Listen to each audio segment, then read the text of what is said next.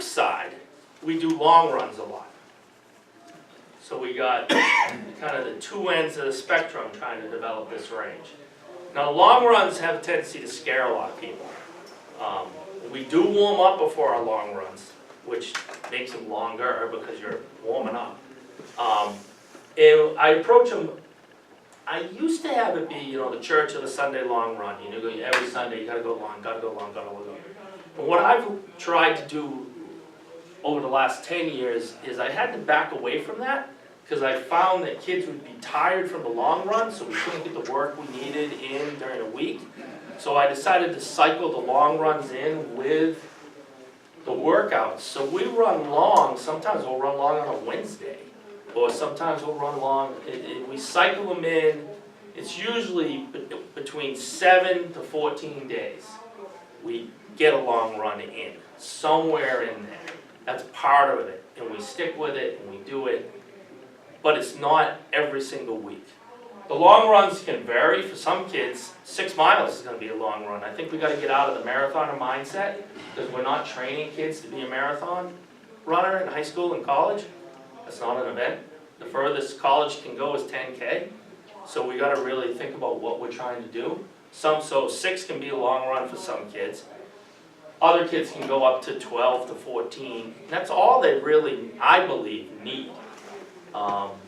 You know, you're going 12, you're going double race distance if you're going 10. So I don't think you need a 20-mile long run. And I debate back and forth in my own mind with that. We could talk more about that. But I found that this is a reasonable expectation for the students that I work with, is to manage that long run a little bit and not get carried away with training marathoners, but training track athletes and cross-country athletes. Now the long runs, we have really 2 types that we're trying to work on. One is just a slow run. Just go, it's a non-impactful run. They might be able to go a little longer, you slow the pace down, you just get out there and they run slow. If you do need to get workouts in around your long runs, I feel that the slow way is the way to approach it. Because you can go a little bit slower, they can recover from it, it doesn't take as much from them, as long as they're big on that nutrition, sleep, and hydration after the run. We're really big on as soon as you get in, within a half an hour, you gotta be eating food as soon as you finish the run. Get some calories in. Chocolate, milk, something. So we work on that recovery almost immediately after the run. I do find though those long progressive runs are really, really good to get kids fit. Really good. And run them a little harder and build through the run. So you start pretty slow and they're picking the pace up, picking the pace up, picking the pace up. It's like anything, you have big rewards with big risk. I feel that that's a way to get in great shape, but the risk is really, really high. And you have to monitor your athletes on those long, progressive runs. If you let them just hammer and they're running basically a half marathon race because they're just feeling great and they're in shape and they're flying, you get yourself in trouble. So you got to really monitor those paces. Be out there on a bike, be out there in a car, maybe run with them if you can, and keep them in control and understand what paces you want them to run. Those progressive runs, again, can be anywhere from 6 to 14. So you can kind of get them rolling a little more aggressively on the shorter side, like a 6 mile, 8 mile run, versus 14, you have to be very, very cautious as you're bringing them up. Okay.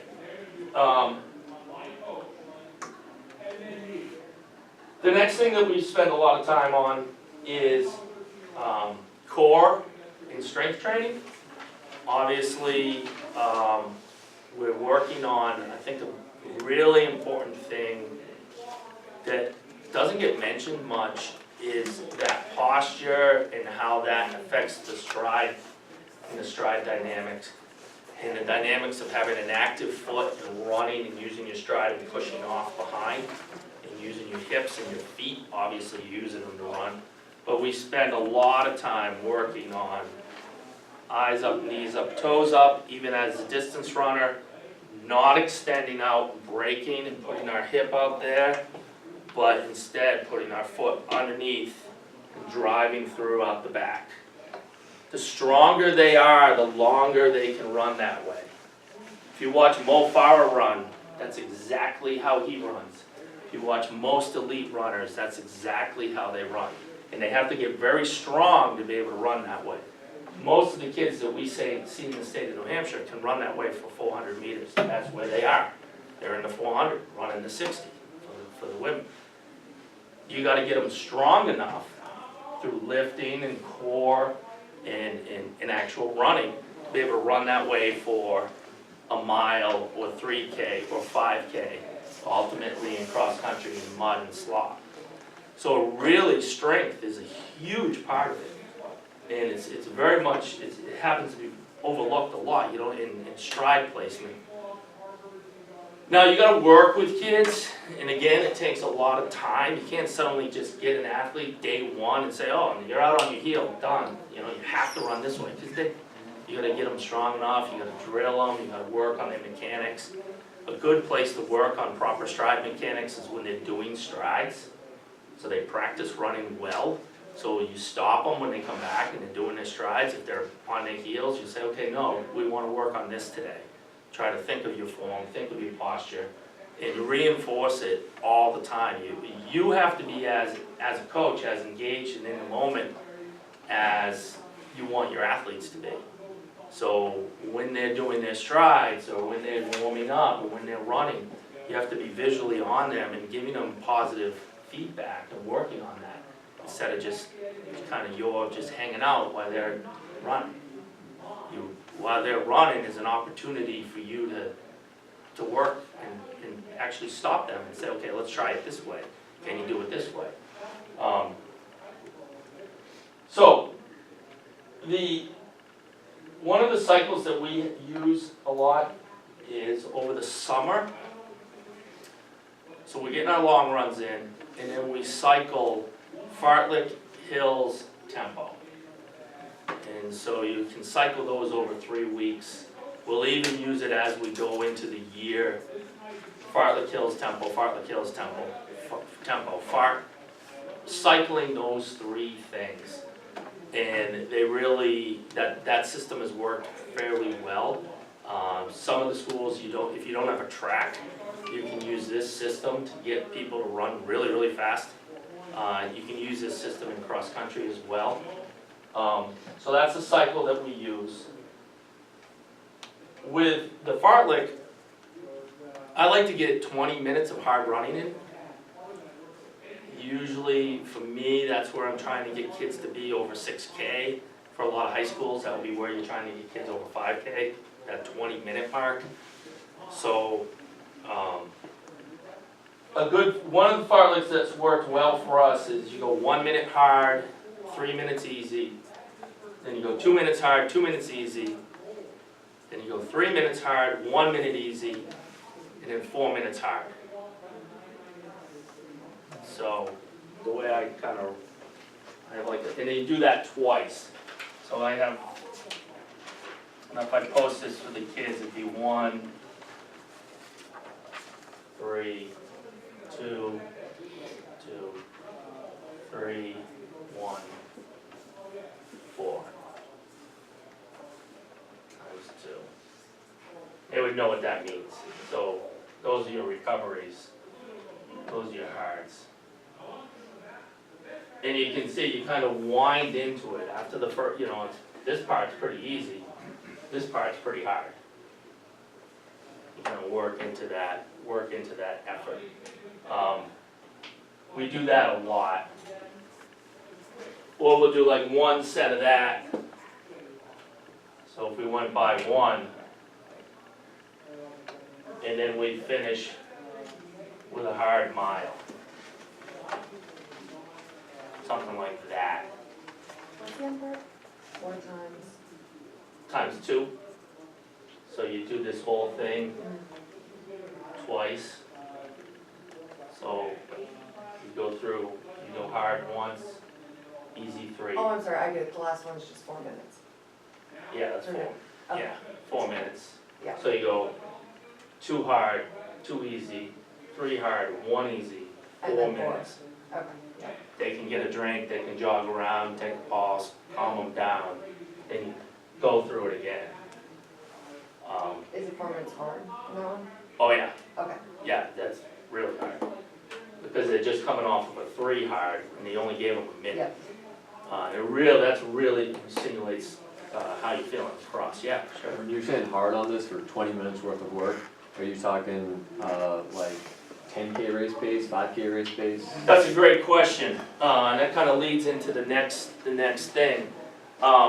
With something like this, your faster athletes could go all the way down to 3K pace, which is a really hard workout. But I have variability, and I think one of the things that's really important is whether you're on a track or whether you're doing fartlek, to train. You have some where you're training at 800 race. Some you do work at miles, some you do 3K, some you do 5K, some you do 10K.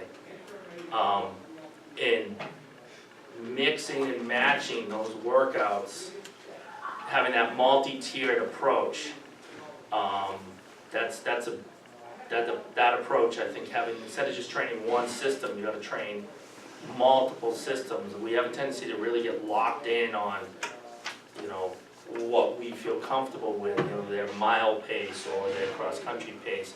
But I think you got to train all of their paces. In this type of workout, that's more that middle ground. But you can mix it up. What I've done is I've flipped it, and you go 4 at 10K pace, 3 at 5K pace, 2 at 3K pace, and 1 at go as hard as the kid can go for a minute.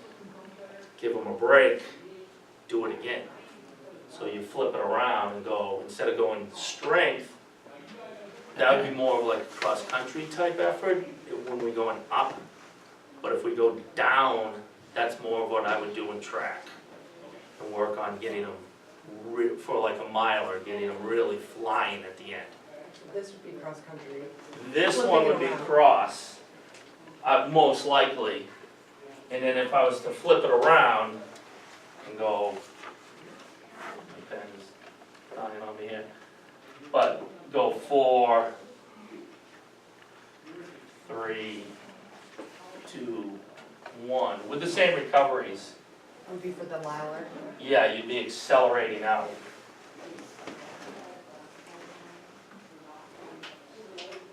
Another trick I've kind of added is doing tempo as you warm up.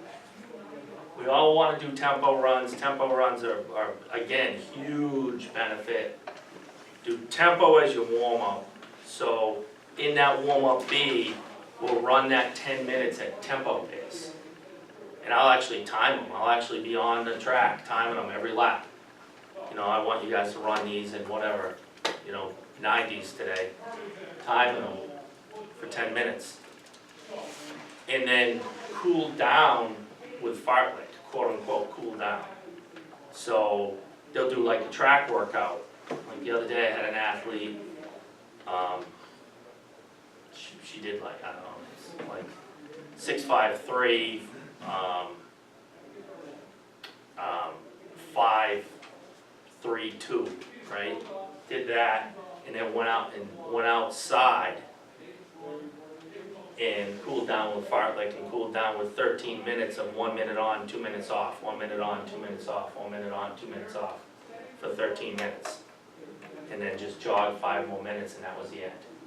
But her cool down was a fartlek. So you can kind of sneak that strength in on that warm up, or run them fast when they have their legs, and then sneak that strength in when they're, okay, she can't run fast anymore, she's already run plenty fast for enough reps. Now let's get strong. Don't even worry about the pace of that farther. Just run strong. And so that has been a pretty good approach. And if you really want to go crazy, and I've done this with kids, is you do it on both sides. So you're warming up with the tempo, you do the workout, and then you cool down with the fartlek. That's a serious day of training. And probably another thing that I've done, and I don't know if you could do this with a high school athlete, but if you really start to talk about that stacking of training, I have also had kids and had a real lot of success with this. Ellie Purrier used to do this at least once a week. She'd warm up, so probably do like that warm-up C. Then she'd go for a 4-mile steady run. Then she'd go in the pool, and we would do a pool workout, and the pool workout would be at least 45 minutes. And then she'd come out of the pool and she'd lift. That's a serious day. And so we've only run 4.5 miles that day. So her weekly mileage, you know, everybody's like, well, Ellie Purrier only does 40 miles a week and she runs 426. Well, so yeah, your weekly mileage is 4 miles, you know, not that high. Her daily mileage was 4.5 miles. But she's actually trained for 2.5 hours. And so that's working a lot of those energy systems and stuff. And so you can do that on a bike if you don't have a pool. So, and I'm a runner, I like to run. The more you can run, the better, I believe. But for certain athletes, this system, doing that really, really works. Doing the warm-up, run, pool, lift. Now you gotta let them recover. The next day, they're useless. Next day, you gotta just let them go out and just crawl. You'll go for as easy a run as you can go. And not being afraid of that next day, and letting that athlete do that the next day. You guys, let's, anybody have any questions that you'd like to, I mean, you can go specific and go. I have a question. When you were talking about the slow need to run fast and fast to long, are you, clarify your fast, is that your fast, you know, versus sprinter versus Yeah, I'm telling, yeah, that's, cross-country runner? I think it's a general philosophy, but you have kids that have a tendency to be, kids who have more foot speed. You know, those kids that maybe come from a different sport, the middle distance kid that you're trying to move up, those would be the fast kids. The slow kids are those kids that are saying, oh my God, I'd rather run a 2 mile, I can't run on a relay, you know, they're terrified of running something fast. Those are the slow kids. And you gotta force that slow kid to learn how to run fast. Ultimately, whether it's the high school 2 mile or high school cross country, it comes down to being faster. All you're asking for is that kid to become faster than she is when she started. And not compare her to anybody else but herself. So let's say, you know, she gets to you and she can only run a 75 for 400. If you can get her down over time to being able to run a 72, she's gonna be much better. And the fast kids are those kids that you're trying to move up. You have a tendency, they'd rather be, you know, running the 400, for instance, or even running the 600 indoors, and they don't want to do those long reps. What I try to do to get them to run long is to get them doing longer reps, get them doing that 10 minutes of warm-up B at a steady pace. And long reps, having them doing, you know, a workout like, even for a young kid, if they can do like 3 by 600. 600 for a fast kid is a long rep.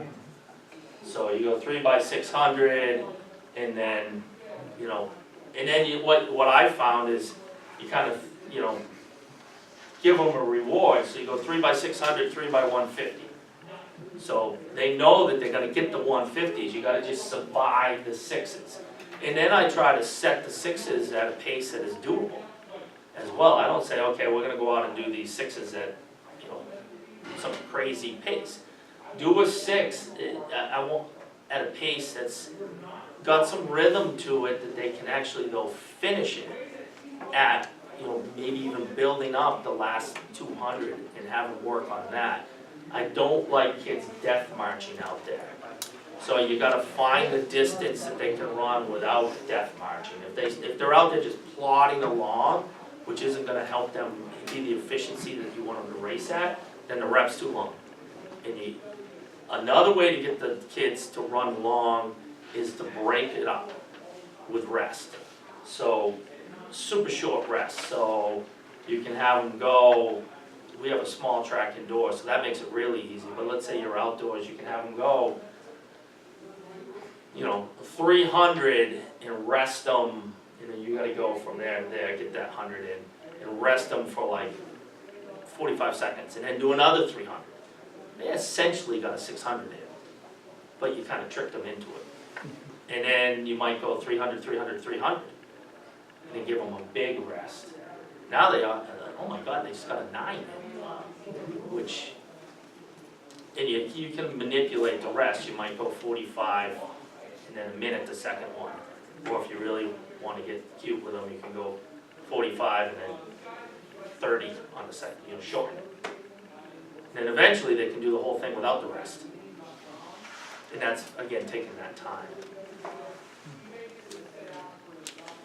Sure, yeah. Which, how do you